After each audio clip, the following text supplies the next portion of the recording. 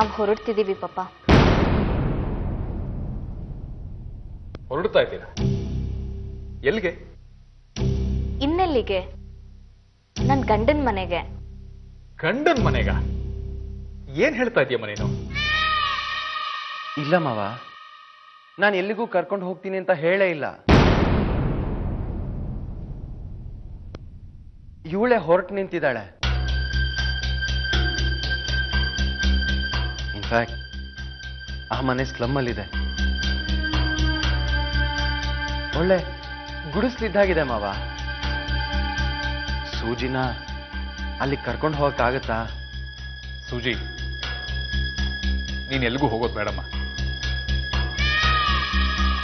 ಅಂತ ಸ್ಲಮ್ಗೆಲ್ಲ ನೀವು ಹೋಗ್ಬೇಡಿ, ಇಲ್ಲೇ ಇದ್ಬಿಡಿ. ಪಾಪ, ಇಷ್ಟ ದಿವಸ ನಾನು ನಿಮ್ಮ ಮಗಳಾಗಿದ್ದೆ. ಇವತ್ತಿಂದ ನಾನು ರಾಕೇಶ್ ಹೆಂಡತಿ. ಯಾರಾದ್ರೂ ಇಲ್ಲಿ ಒಂದ್ ಮಾತಂದ್ರು ಅವ್ರ ಸ್ವಾಭಿಮಾನಕ್ಕೆ ಧಕ್ಕೆ ಬರುತ್ತೆ. ನನ್ ಕಂಡಂಗ್ ಅವಮಾನ ಆಗೋದು ನನ್ ಸಹಿಸಲ್ಲ ಪಪ್ಪ. ಅವ್ರಿಗೂ ಸ್ವಾಭಿಮಾನ ಇದೆ, ನನ್ನನ್ನು ಸಾಕೋ ಶಕ್ತಿ ಚೈತನ್ಯ ಇದೆ. ನಾನು ಅವ್ರ ಜೊತೆಲೇ ಇರ್ತೀನಿ ಪಪ್ಪ. ಅಲ್ವಾ ರಾಕೇಶ್? ರಾಕೇಶ, ಯಾರೋ ಇವರು ಒಪ್ನೆ ಗುಂಡ್ರುಗೋವಿ ತರ ಇದ್ದೆ. ಈಗ ಇವ್ರು ಯಾರೋ ಪರದೇಶಗಳನ್ನ ಕರ್ಕೊಂಡ್ ಬಂದಿದ್ಯಾ? ಪಾರ್ವತಕ್ಕ, ಈಗೆಲ್ಲ ಬಾಯಿಗೆ ಬಂದಂಗ್ ಮಾತಾಡ್ಬೇಡ ನೀನು. ಇವ್ರನ್ನ ಯಾರು ಅನ್ಕೊಂಡಿದ್ಯಾ? ಇವಳು ನನ್ನ ಹೆಂಡತಿ ಸುಜಾತ, ಅವರು ನಮ್ಮತ್ತೆ ಸರೋಜಾ. ಹೆಂಡ್ತಿನ?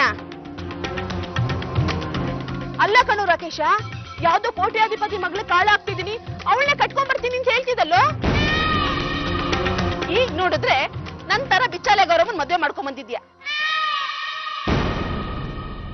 ಹೋಗ್ಲಿ ಬಿಡು, ಹುಡುಗಿ ಲಕ್ಷಣವಾಗಿದ್ದಾಳೆ. ಅಯ್ಯೋ ಪಾರ್ವತಕ್ಕ, ಹಾಗೆಲ್ಲ ಮಾತಾಡ್ಬೇಡ ನೀನು. ಇವಳನ್ನ ಯಾರು ಅನ್ಕೊಂಡಿದ್ಯಾ? ಇವಳು ಕೋಟ್ಯಾಧಿಪತಿ ಮಗಳೇ. ನಾನು ಹೇಳ್ತಿದ್ನಲ್ಲ, ಆ ಹುಡುಗಿ ತಂಗಿನೇ ಇವಳು. ಹೌದಾ? ಹಾಗಾದ್ರೆ ಒಡ್ದೆ ಚಾನ್ಸ್. ನೋಡಿದ್ಯಾ ಸುಜಿ ಮನೆ ಅವಸ್ಥೆನ? ಏಕಾಏಕಿ ನೀನ್ ಹೊರಡಿಸ್ಕೊಂಡ್ ಬಂದ್ಬಿಟ್ಟಿಯಲ್ಲ. ಈ ತಿಪ್ಪೆಲ್ ವಾಸ ಮಾಡಕ್ಕಾಗತ್ತಾ ನಿನಗೆ? ಇಲ್ಲಿ ಒಂದಿದ್ರೆ ಒಂದಿಲ್ಲ.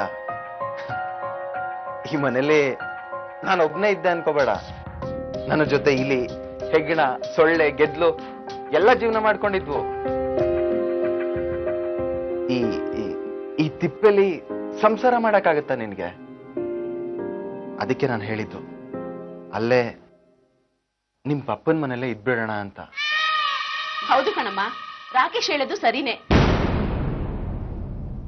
ಇಲ್ಲ ಅಕ್ಕ, ನನ್ಗಿದೆಲ್ಲ ಹೊಸ್ತೇನಲ್ಲ. ನಾನು ಈ ಜಾಗಕ್ಕೆ ಹೊಂದ್ಕೋತೀನಿ. ಹೆಂಡತಿಗೆ ಗಂಡನ ಮನೆನೇ ಶ್ರೇಷ್ಠ. ನಾನಿಲ್ಲೇ ಇರ್ತೀನಿ.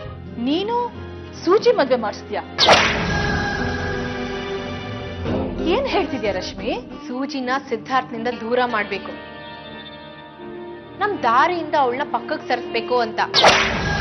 ಅದಕ್ಕಿದ್ದಿದ್ದು ಒಂದೇ ದಾರಿ, ಸೂಜಿ ಮದ್ವೆ ಮಾಡ್ಸೋದು. ಅದಕ್ಕೆ ಇವತ್ತು ಹೋಗಿ. ಏನಮ್ಮ ರಶ್ಮಿ ಫೋನ್ ಮಾಡಿದ್ದು? ಇವತ್ ನಿಮ್ ಮಗಳು ರಶ್ಮಿ ಸತ್ತೋಗ್ತಿದ್ದಾಳೆ. ಸಾವು 2 ಅಡಿ ಅಂತರದಲ್ಲಿ ನನ್ ಮುಂದೆನೇ ಇದೆ. ನಾನು ಈಗಲೇ ಬರ್ತಾ ಇದ್ದೀನಿ. ನೀವ್ ಮಾತ್ರ ಬರೋದಲ್ಲ, ಆ ಸೂಜಿನೂ ಕರ್ಕೊಂಡ್ ಬನ್ನಿ. ರಶ್ಮಿ, ಏನಮ್ಮ ಇದೆಲ್ಲ? ಸೂಜಿ, ನಿನ್ನ ಅಸ್ತಿತ್ವ ಅಲ್ಲ ನಾನ್ ಹಾಕಿರೋ ಭಿಕ್ಷೆ ಅಂತ ನೀನು ನನ್ ಗಂಡನ ನನ್ನಿಂದ ದೂರ ಮಾಡಕ್ ಹೊರಟಿದ್ಯಲ್ಲ. ಎಂತ ದ್ರೋಹಿ ನೀನು! ನಿಂಗೋಸ್ಕರ ನಾನು ಏನ್ ಮಾಡ್ಬೇಕು? ನೀನು ರಾಕೇಶ್ನ ಮದ್ವೆ ಆಗ್ಬೇಕು. ನಾನ್ ರಾಕೇಶ್ನೇ ಮದ್ವೆ ಆಗ್ತೀನಿ. ನನ್ ಬಗ್ಗೆ ಮಾತು ಆಸಕ್ತಿ ಎರಡೂ ಇಲ್ದೇ ಇರ್ಬೋದು, ಅದ ಸೂಜಿ ಬಗ್ಗೆ ಇದೆ ತಾನೆ.